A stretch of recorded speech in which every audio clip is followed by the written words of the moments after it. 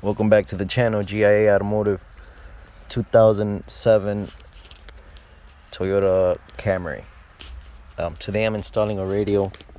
Um, you know, I there's a lot of videos on how to remove these panels here. I just want to tell you guys that this can look very overwhelming. All these wires here. For this car specifically, we're gonna have one plug left over because we're eliminating the factory radio. But just in case you're wondering on how to do these wiring, so when you buy a radio, it's going to come with a wire harness, and they're all going to be color coded like this one: red, yellow, black. Red, yellow, black are the three wires to start with, so you don't fry this. Anytime you're gonna wire up a radio, first thing you do is wire up the black one with the black one, tape it up. Now this wire harness over here, specifically for this car, for this year, make and model, they're gonna be selling you adapters for your year, make and model of your vehicle. So get yours, and they're gonna be labeled. There's gonna be little tags on them. The little tags are gonna be from the new radio you're installing.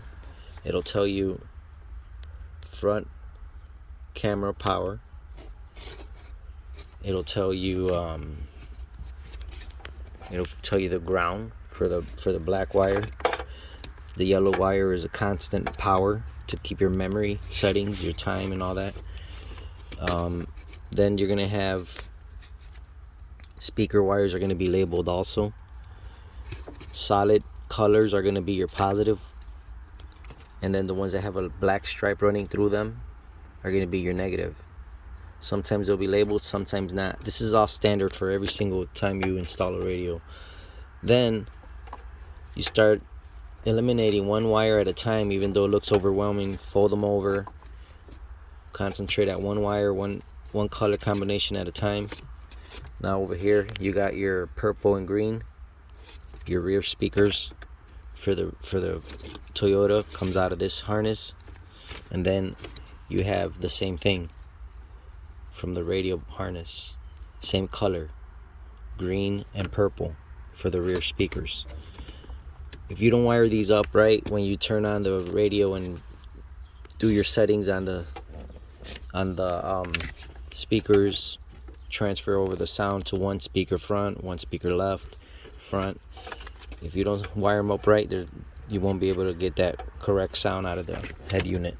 So then after you do that, then you start seeing what's left over. You got an orange wire here, solid orange. You got one over here, orange with a white stripe. Put those together. Then in this case, we're going to be installing a rear camera. So read in the back. Here in the back, it'll tell you rear camera. So you plug up your wire for the rear camera. This is input.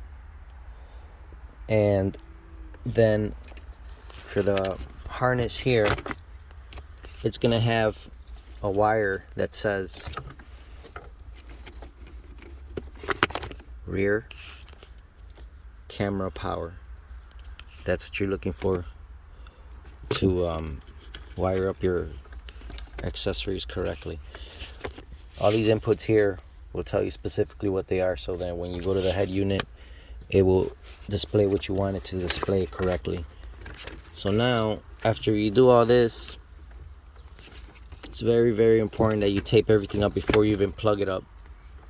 Before you even power up the radio, make sure that you have complete coverage over every copper wiring, so there's no possible way of shorting it out and burning it out. Knock on wood, I have never burnt out a radio, never ever. because this is just common sense stuff. So this is my tip and advice to you guys. This is the antenna wire. All antenna wires usually look just like this. Sometimes they're turned and curved like this, bent specifically for that factory radio. So just plug that up into here, snap into here, and that's it.